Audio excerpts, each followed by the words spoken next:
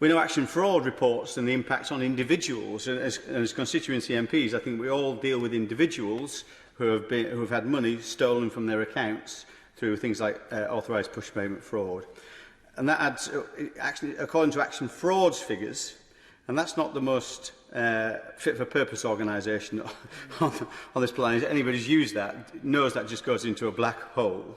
That's what the Action Fraud is. It's going to be revised, but again, just changing the name of something doesn't make it work.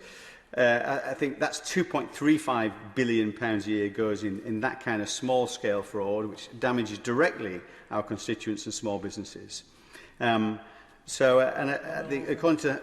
Yes, happy to. Thank my honourable friend for giving way, and would like to congratulate him and the right honourable member for Barking for bringing this very important debate here. Would he agree with me that, to some extent, our public debate about this is kind of stuck in a 1980s time warp, where we are all still talking about bobbies on the beat, when increasingly we need to have bobbies behind screens patrolling digital highways rather than pavements on, and without that, the erosion of public trust in law maintenance, law and order, and maintaining the credibility of the system will continue to be seriously eroded. Absolutely right, and he has much experience and expertise in this area as the former government's anti-corruption champion, of course. But he's absolutely right. We're tackling this in an analogue way to a digital era. We absolutely need to look at this in a completely different way. So I think it is about enforcement, it is about resources, it is about understanding the scale of the problem and meeting that with the right scale of response.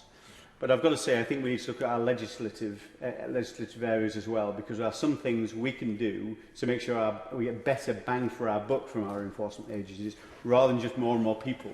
I think there's some other measures which I'll talk about very shortly. On his point, say at the moment 0.8% of our our enforcement agencies are tackling economic crime. I think of the 20,000 new police officers that are going to be recruited, 725 of them are going to be dedicated to economic crime, which is better, but it's still only 3.6% of that cohort. So he's absolutely right.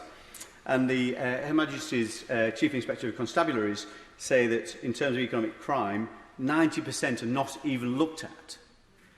That is a shocking, shocking number.